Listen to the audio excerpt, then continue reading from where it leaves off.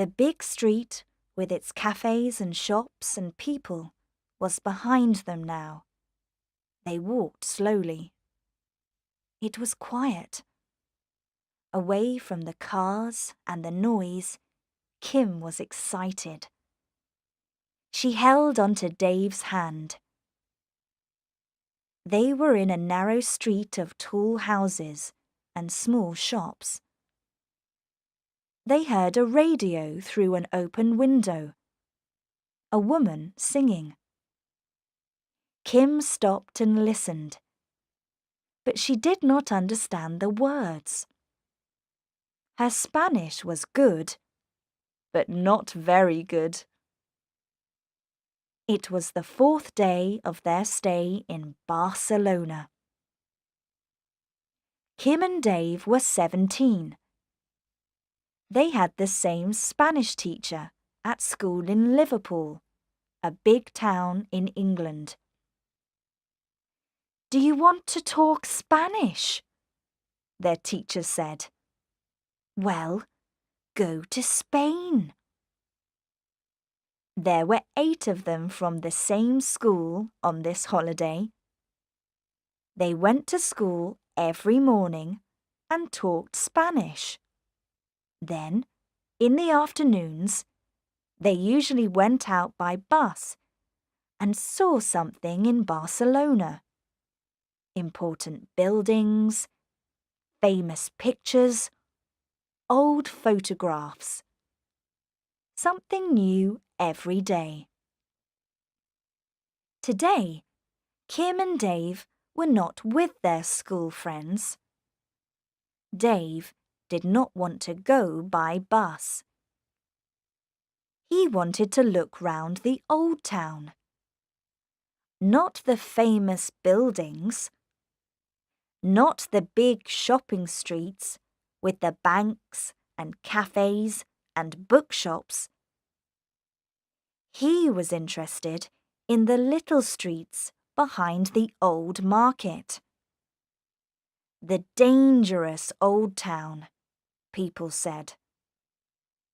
But Dave was not frightened. "There are dangerous streets in Liverpool too," he said. "You can't see a town or its people only from a bus. It will be exciting." They did not try to remember the names of the streets. They did not have a street plan. At every corner, they stopped and looked. Then they came to an interesting little street. It was very narrow. Very old, they thought. Dave took a photograph. Kim looked up. The houses were very tall. The windows up there were in the sun. But down in the street, it was dark. They came to a little open place with 2 or 3 trees and sat down. It was quiet. Suddenly, there was a noise in one of the houses.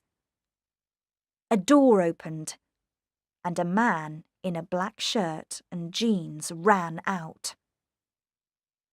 He stood at the open door and looked back into the house. Then he ran across the street. "Is he coming over here?" Kim asked. There was something frightening about the man. Dave did not answer. The man ran to the corner and looked around. Then he ran away. "He put something in that rubbish bin." There were shouts from the house. A second man ran out into the street. He had long hair and dark glasses. He stood in the road and looked round. "Perhaps he's looking for that man in the black shirt," said Dave. "And look! He's got a gun!" Kim looked. Dave was right. The long-haired man ran across the street and went round the corner. "Let's get away from here," Kim said. "I don't like this." But Dave was excited. "Let's go and have a look in that rubbish bin," he said. There was a brown box in the bin. Dave took it out and opened it. A small white bag fell out. "Drugs," he said. "We'll take this to the police." "Can I see?" Kim took the little white bag and held it in her hand. She was suddenly very frightened. She looked round. Behind them, there was a man, there, under the trees, watching them. The man moved. Kim looked at the bag in her hand. Suddenly she knew. "Dave, that man, he's back! He's here!" she said. The man was very near them now. He was not very tall, with a thin, white face and dark, dangerous eyes. "Give it to me," he said in Spanish. His frightening eyes moved quickly from Kim to Dave and back to Kim. "You've got it. I saw you. Now, give it back." Kim opened her mouth, but the words did not come out. "Oh, Dave," she thought. "Do something." But Dave did not move. Then she saw the knife in the man's hand. She started to run. She ran into a small street on the left. She ran down 2 or 3 narrow streets, but she did not see any people. She heard him behind her. "I'll soon find some people. Then he won't catch me." "Quick," she thought. "I can't stop." But all the streets were the same. Where was she now? Suddenly, she came round a corner, and her legs went cold. The street did not go through. It stopped. There were some cars and a big old building. An old cinema, perhaps. But there was no road through. Kim looked back. The man stood at the corner and waited. He started to walk slowly down the street. Kim looked round. There was a door in the building. She ran to it. It opened. She went in and shut the door behind her. "He won't come after me in here." Noise. People. Women. Talking, shouting, moving their arms. The market. She was in the market in the old town, near the big shopping street. That door was a back door to the market, and the big street was very near. She started to walk through the market. She was in a slow-moving river of people with heavy shopping bags. She moved with the river. Every time one person stopped and looked at some fruit or fish, all of them stopped. Kim wanted to go quickly, but it was not easy. All these women with bags of food for the family. Then, in the sea of faces, Kim saw those same dark eyes again, watching her. He was here, in the market. Kim started to run. There were shopping bags under her feet. She fell and got up again. People shouted at her. One woman tried to catch hold of her, but Kim did not stop. Then she looked back. The man was not behind her now. Perhaps she was wrong. Those eyes. Perhaps it was not the same man. She saw the big street now. She saw the sun and the trees. Suddenly, a hand came down on her arm and held onto her. "Are you Kim Steele?" the woman asked. She was tall, about 30. She had a friendly look. Kim did not understand. "Yes," she started to say. "But how do you—" Then, in the woman's hand, she saw a photo, and in Spanish, the word police. "I'm Inspector Lozano, but please call me Anna." The policewoman smiled. "Your friend Dave found us. He's in the car. Come with me." Kim sat in the car with Dave. There was a man with Anna. He had long hair and dark glasses. Now Kim understood. He was a policeman too. She gave Anna the little white bag and asked about the man with the knife. "He sells drugs. Is that it?" "That's right," Anna said. She looked at the long-haired man. "Nacho here nearly caught him in his house. You saw that. Vidal, that's his name, was lucky. He got away.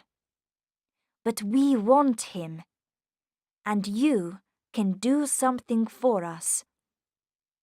Nacho smiled. Yes," Kim said slowly. "But—" "Vidal knows you now, Kim, and he wants his drugs. Listen. This is my plan. You go back to that place near Vidal's house. Vidal will be there, and he'll see you. We'll be there too, but Vidal won't see us. He'll think she's looking for her friend." "I can't do it." "Don't be frightened. Vidal won't get near you. We'll stop him. But he'll try. And then we'll catch him." "What do you think, Dave? Say something." "Well, Anna and Nacho will be near, and they know all about these things." "But this Vidal man has got a knife. Perhaps he'll kill me." "Well, yes, but I'll be there too, you know." "You do it then." "Ah, but Vidal doesn't know me." Kim said yes, and Nacho talked on the car radio. Then they drove round behind the market. Kim got out and shut the car door. She walked to the corner. Then she looked back. Anna smiled at her. Dave's face was very white. Kim was frightened. These things were exciting in the cinema, but this was not a game. Anna and Nacho were there. She knew that. But this Vidal was clever. Perhaps he knew about their little plan. And he was dangerous. She was back in the same street now. There was the house. The door was shut. And there was the rubbish bin. 2 or 3 people came down the street. Kim walked slowly across the road. She looked round, then up at the windows of the houses. She waited. He's here. He's watching me. I can feel it. Then she saw him. The black shirt, the thin face, those eyes. It was Vidal. He was very near her. Kim looked across the street. She was ready to run. Then she heard Vidal. He said something. The same thing, again and again. What's he saying? Kim thought. Is he talking to me? She looked at him. He did not move. Only his mouth moved. This time, she understood the words. Give it to me, or you're dead, he said. A car drove round the corner very quickly and stopped. Anna and Nacho jumped out. They held guns. Anna shouted, "Police! Don't move!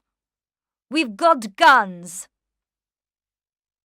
Vidal suddenly jumped at Kim and caught her. Kim tried to hit him, to get away, but he held onto her hair. He was thin, but strong. Then she saw the knife. "You'll be sorry, Vidal," Nacho shouted. "You can't get out of here. Think, man. Throw the knife down and take your hands from the girl." But Vidal held on to Kim. He shouted to the police, "Get back in the car, or I'll do it." He held the knife near Kim's face. She shut her eyes. Time moved very slowly. She saw a face at the window of one of the houses across the road. Anna and Nacho moved back to the car. Their guns were ready, but Vidal stood behind Kim. "You're coming with me." Suddenly, there were excited shouts from behind the police car. It was Dave. He ran across the street. What's he doing? Kim thought. Does he want to see me dead? Anna tried to stop him. Come back! This man is dangerous, she shouted. Dave ran to the rubbish bin. He stopped, took the bin in his hands and held it up over his head. Then he threw it. The rubbish bin went over Kim's head and hit Vidal. Rubbish fell round his feet. He fell. Kim quickly took the knife from his hand and threw it away. There were excited shouts. Kim looked up. It was Anna and Nacho. He's all yours now," said Dave.